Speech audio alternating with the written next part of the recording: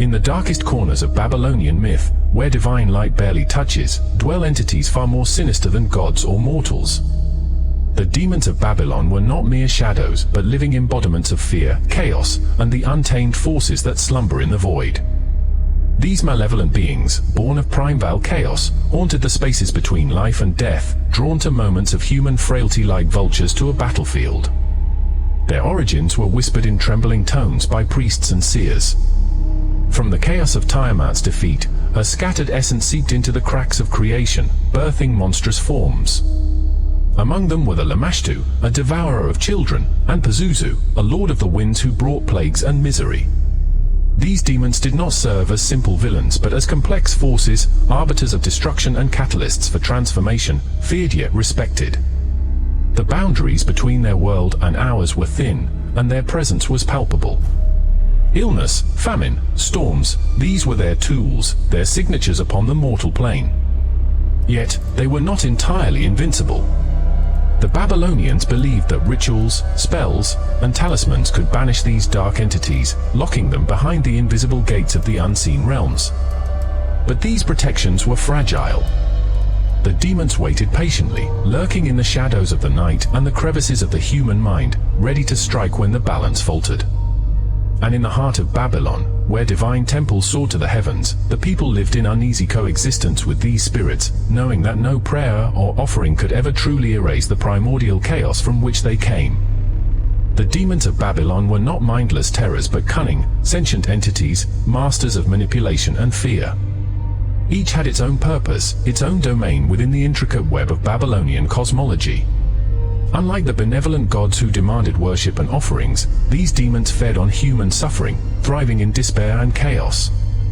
Among the most feared was Lamashtu, the lion-headed demoness who prowled the night, preying on mothers and infants. Her malice knew no bounds. She was said to poison the rivers, wither crops, and afflict the innocent with sickness. Amulets inscribed with her rival's name, Pazuzu, were hung around the necks of newborns and their mothers, a desperate plea for protection against her insidious wrath. Yet, Pazuzu himself was no savior. The demon of the west wind, with his distorted features, serpentine body, taloned feet, and grotesque wings, was both protector and destroyer. He wielded the desert winds, bringing plague and famine, his name a double-edged sword invoked only with the gravest caution. To summon Pazuzu was to gamble with forces beyond comprehension, for his aid often came at a devastating price. Then there was Utuku, a spectral demon that haunted the thresholds between worlds, and Alu, the shadowy wraith that suffocated victims in their sleep. These spirits embodied primal fears, of isolation, of the unknown, of death itself. The Babylonian people saw in them not just monsters, but reflections of their own vulnerabilities, reminders of the precarious balance between order and chaos.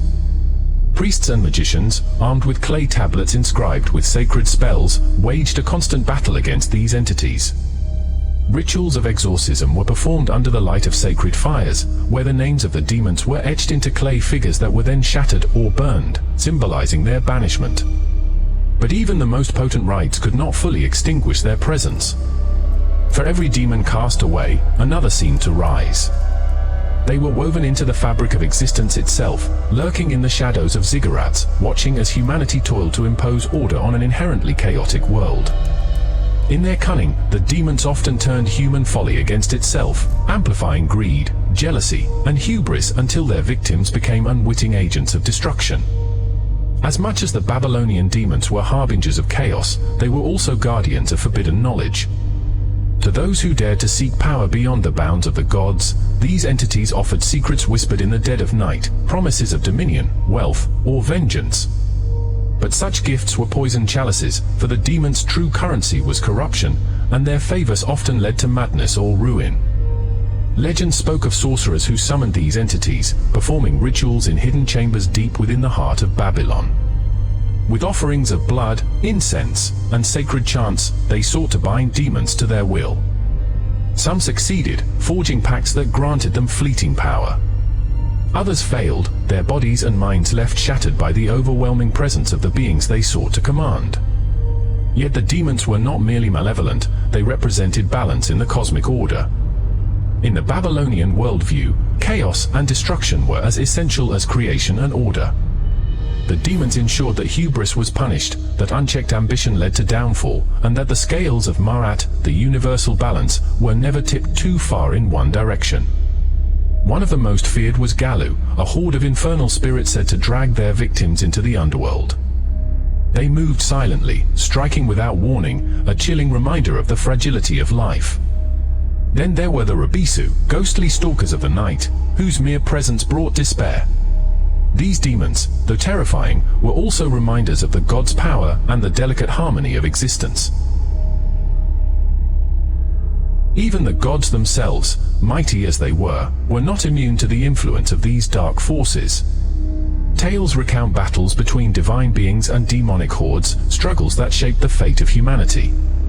In one such tale, the god Nergal descends into the underworld, confronting the monstrous beings that lurk there, an eternal contest between order and the primordial chaos from which the demons were born.